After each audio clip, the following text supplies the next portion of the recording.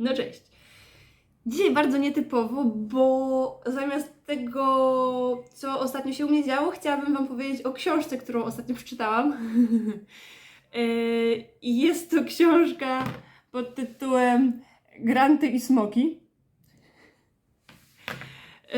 I jestem nią zafascynowana. Jest to naprawdę książka, która rozbawiła mnie do rozpuku. Rozbawiła mnie na tyle, że śmiałam się tak głośno, że moja współlokatorka zaczęła pytać, o co chodzi, więc zaczęłam jej tłumaczyć fragmenty książki, co było dość ciekawym przeżyciem. A już wyjaśniam dlaczego. Otóż Granty i smoki, napisane przez Łukasza Kucharczyka, to jest książka, która w pewien sposób bazuje na grze Lochy i smoki, jak się można trochę domyślać. No ale mamy też tam doktoranta. W związku z czym nasz doktorant, który jest postacią fantastyczną, robi doktorat na fantastycznym uniwersytecie. Przybywam z Uniwersytetu Wielkobohaterskiego imienia Kelta Niezwyciężonego, dokładnie z Wydziału Nauk Barbarzyńskich, Katedra Literatury Hebryjskiej. Mierzy się nie tylko ze smokami, ale również z grantami. No i muszę przyznać, że to było połączenie zabójcze dla mnie. Jakby jest to rzeczywiście bardzo niszowy humor, w sensie jest bardzo dużo rzeczy, które bawią i śmieszą, jeżeli coś takiego się przeżyło lub jeżeli, cóż, no, życie akademickie i doktoranckie nie jest nam obce. W związku z czym na pewno nie jest to książka, która rozbawi wszystkich, no ale mnie rozbawiła. Drodzy panowie, oto recenzent numer 1 oraz recenzent numer 2. Będą Wam towarzyszyć na szlaku i oceniać Wasze działania pod kątem założeń projektu grantowego, powiedział godnie czarodziej. A dlaczego oni są tacy mroczni? Nieco przypominają mi upiornych jeźdźców z krainy cieni, szepnął do profesora pan Rorty. Och, to dlatego, że recenzenci pozostać muszą anonimowi. Został na nich rzucony czar Double Blind Review. To stara i potężna magia, wyjaśnił mag. Nie będę teraz tak naprawdę recenzować tej książki. Chciałam tylko powiedzieć, że no nie jest to może literatura, która będzie ze mną do końca moich dni i oczarowała mnie tak, że już po prostu nigdy nic więcej tak mnie nie oczaruje. Ale była zabawna. Tyle nawiązań do subkultury, tyle nawiązań do popkultury, tyle nawiązań do innego rodzaju książek, fantazy, bajek, animacji, że jedyne czego mi brakowało to tak naprawdę, wiecie, takiej tabelki bingo i zakreślania za każdym razem, kiedy odkryję jakieś powiązanie.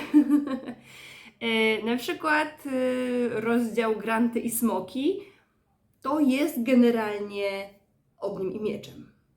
Posłuchajcie sami. Rok 1293 był osobliwy. Rozmaite znaki na niebie i ziemi zwiastowały nadejście klęsk i zdarzeń o nadzwyczajnej naturze. A teraz jak zaczyna się ogniem i mieczem?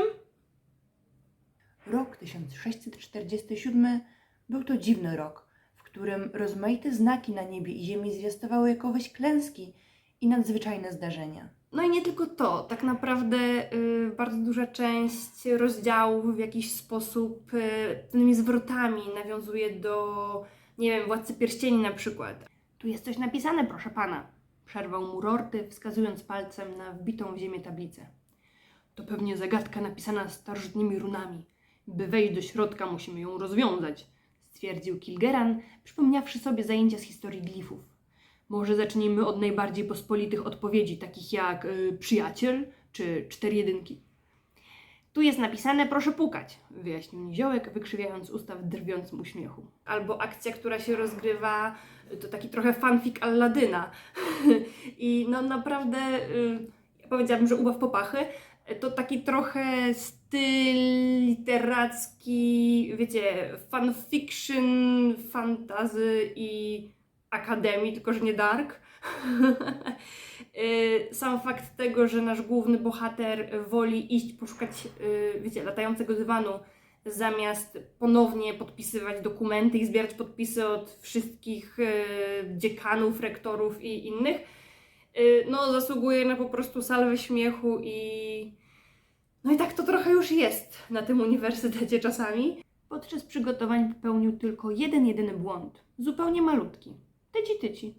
Uzupełniając formularz zamówieniowy o odpowiednie kody w podpunkcie dotyczącym materiałów gospodarczych zamiast XYZ, JH, LK1 wpisał XYZ, HJ, LK1. Był to błąd zarazem przedszkolny, jak i kardynalny. Pod pierwszym hasłem krył się po prostu dywan, a pod drugim dywan latający. Pani Halikanne z działu zamówień publicznych była nieubłagana. Doktorant miał do wyboru: albo ponownie wypełniać wszystkie dokumenty i jeszcze raz starać się o podpis przełożonych na czele z dziekanem i rektorem, lub też udać się w niebezpieczną i grożącą śmiercią podróż na Daleki Wschód. Także, no wiecie, ja polecam. Mnie bawiło. Mam nadzieję, że Was również i no nie wiem, jak już przeczytacie albo posłuchacie, to dajcie znać. Do zobaczenia!